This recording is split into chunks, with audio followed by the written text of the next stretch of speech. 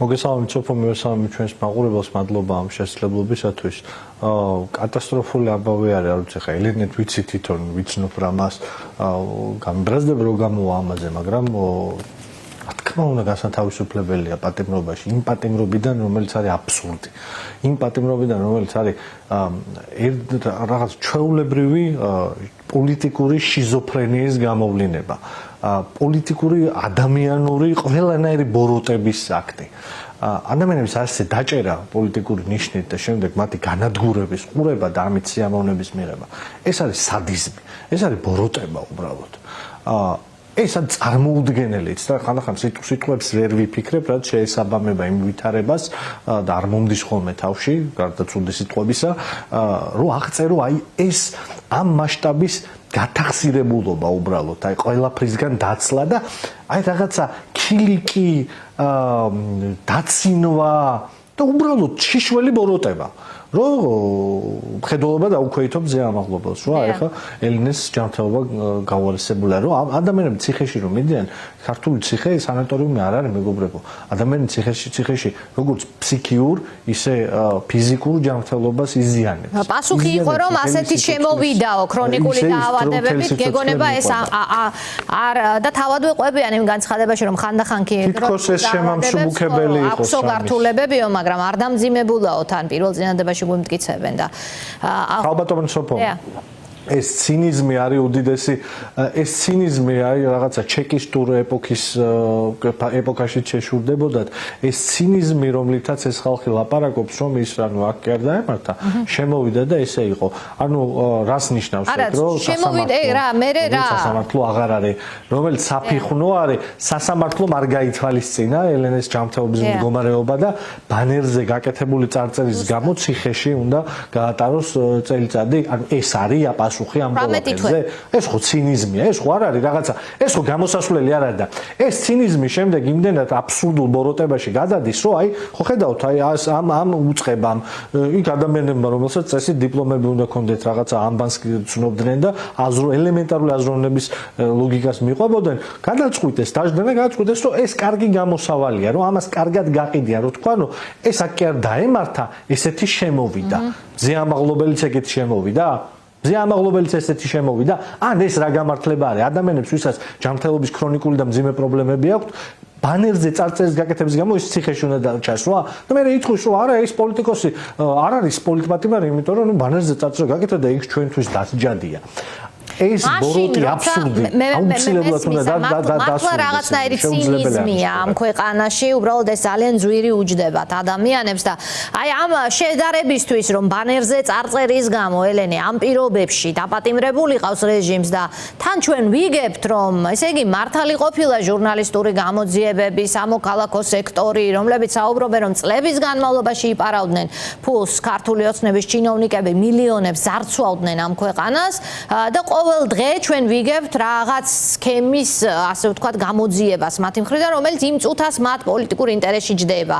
ამჯერად იყო მაგალითად რკინიგზა. და ასევე გვითხრეს თავისივე პირით რომ მათი ყოფილი პრემიერი, სუსის ყოფილი უფროსი, თავდაცვის ყოფილი მინისტრი და აღარ ჩამოუყვები კიდევ ქვევით დაბალ დონეზე, ყველა ჩართული იყო ძარცვაში ფაქტობრივად, ხომ? ქონების გათეთრებაში იქნება ეს ჯარის ძარცვა იქნება თუ რა ვიცი რა იქნება მოხუცებიდან დაწყებული ეს არა ბავშვის კვების ფულის შეჭმით დასრულებული. აი ამ რეალობაში ამ გადასახედიდან ამაზე პასუხისმგებელი რეჟიმი აპატიმრებს ხალხს ბანერზე წარწერის გამო.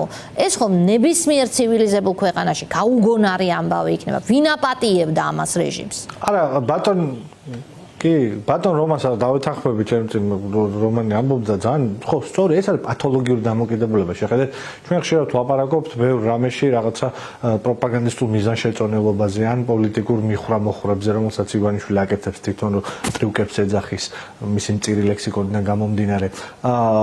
პრობლემა ამაში არის, რომ პრობლემა არის ამ გაჯიუტებაში, ამ აბსურდულ გაჯიუტებაში, სიამოვნებაში რაში აწყობს, ხო, ციხეში ამზე ამაღლობელი, რომელიც არის ჟურნალისტი, ის თუ რაიმე ფორმით ილტვის იქითკენ და ჯერ არა აქვს ამის შესაძლებლობა, რომ რაღაცა გენერლის ფორმაში გამოწყობილი დიქტატორი იყოს და სრული დიქტატურა დაამყაროს, ხო, ეს ფართხალი, რომელსაც უყურებთ უკანასკნელი დღეებია, საშინელი სანახავი, მცდელობა, რომ ერთი ხელით პაპუაშვილს ალაპარაკონ რაღაცა ვირობები ჩვეულებრივი, რომ ეს არა ქვია ევროკავშირი კომუნისტური ის არის, რა ქვია, საბჭოთა კავშირი არის, ახაროვას ემით ალაპარაკონ, ოღონდ აქეთ ამ მხარეს ის რაღაცა დაუსრულებელი არსებები რო ყავთ, მახაშვილები და სამხარაძეები, ეს დაუსრულებელი ადამიანები გამოიყვნენ და იმათ რა თქვა, რომ ევროპასთან დაალაგება გვინდა. ლუქსემბურგის გავლით თუ აი ძალიან ხო, რაში გჭირდება? აბსურდში არის. ხო, ლუქსემბურგი ვინმეს უნდა ვინმე მე ნამყოფი ვარ ლუქსემბურგში და ლუქსემბურგის გავლით საქართველოს ევროკავშირში რომ ფიზიკურად ისეთი პატარა ადგილია, რომ შეუძლებელია, ეს კაი გვერდზე გადავთ, სახუმაროთ არა გვაქვს საქმე. ამბავი არის მარტივი, ამ ვითარებაშიც კი მისთვის აი უმარტივეს ლოგიკაა, რომ ხო კაი დასაჯე, თulis რომ დასაჯე. ეს ქვეყანა ხო სამართლებრივი სახელმწიფო არ არის. ჩვენ ხო კანონის უზენაესობაში არ ვცხოვრობთ. აქ არის რომ ივანიშვილმა თქვა, რომ დასაჯე ეს დასაჯე და ეს დასაჯე. ამათ მიუსაჯე, რომ ამათმა სასამართლოში იარონ ყოველ კვირას. აი ესე განიხილება სამართლის უზენაესობა საქართველოში გამოიყურება ესე ტელეფონზე ჩაწერილი voice-ით ან დაბარებულით, რომ ეს და ეს დასაჯე, ესენი სასამართლოში ატარე, ეს არის დღეს სამართალი და ამ ვითარებაში, როდესაც შენ თვლი რომ რაღაცა ჩიხში ხარ და ამ ჩიხიდან გამოსვლოგინა. ყველაზე მარტივი და ლოგიკური ხო ამ ხალხის ციხიდან გამოშვება არის, რომელიც იქ აბსურდისთვის გიზის, რომ ვიღაცას ანახო მაინც, რომ შენ აღარ ხარ ცხოველი, ცხოველურ პოლიტიკას არ აწარმოებ, ეს ხო ცხოველური პოლიტიკა, აი ეს რაღაცა მონღოლური პოლიტიკა არის. ამ უბედურებაში შუა საუკუნეების მონღოლეთში არ ცხოვრობს, სადაც რაღაცა სიტყვის თქმის გამო, რაღაცა წარწერის გაკეთების გამო. აი ხო, დემოკრატიაზეც არ არის ლაპარაკი, ცივილიზაციურობის საკითხია. ქალბატონო სოფო, ცივილიზაციურობის, ცივილიზაციის ამბავი არის. ელემენტარული ქართული ცივილიზაციისთვის, უძველესი ქრისტიანული ცივილიზაციისთვის შეუფერებელი ქცევა. აი ეს მონღოლური ბოროტება შუა საუკუნეებიდან სადღაც ამონთხეული.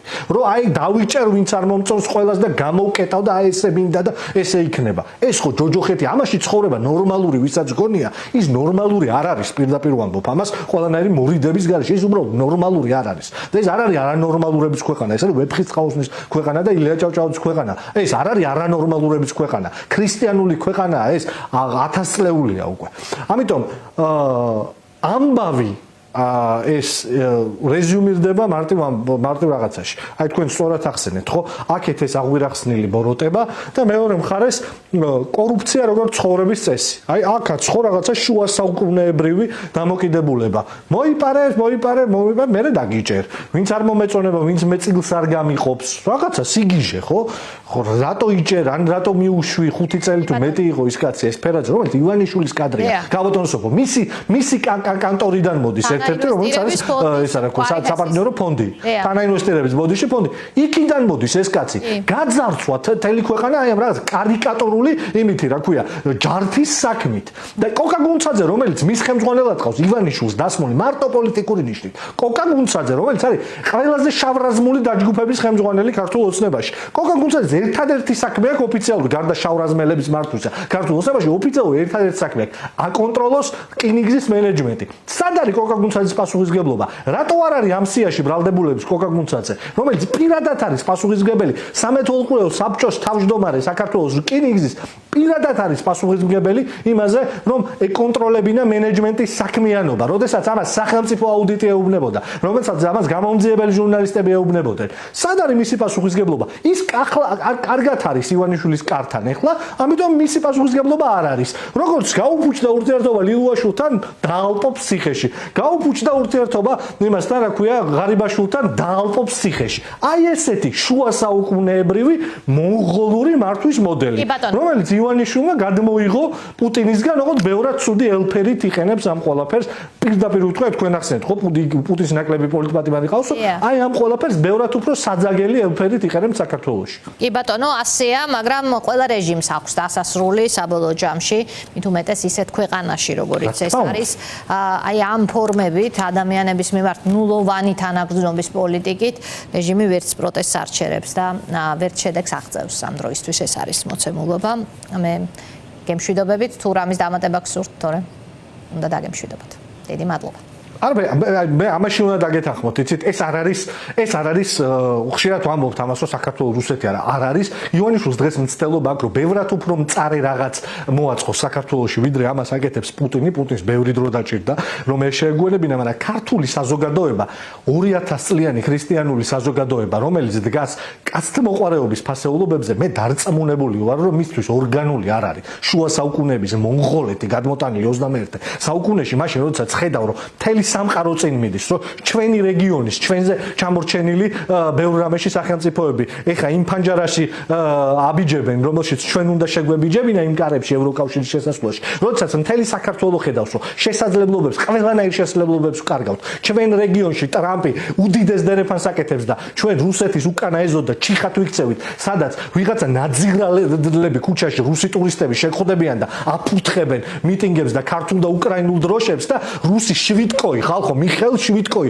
რუსეთის პროპაგანდის ერთ-ერთი ყველაზე ამაზრზენი ქმნილება საქართველოში ჩამოდის რაღაცა სპექტაკლებს აჩვენებს და ესენი თავს იკატონებენ რომ თითქოს არაფერი არ ხდება. აი ამათ გადაქცევა არ არის ორგანული ქართველი ხალხისთვის და ქართული საზოგადოებისთვის და დარწმუნებული ვარ რომ დამთავრდება ეს ყველაფერი.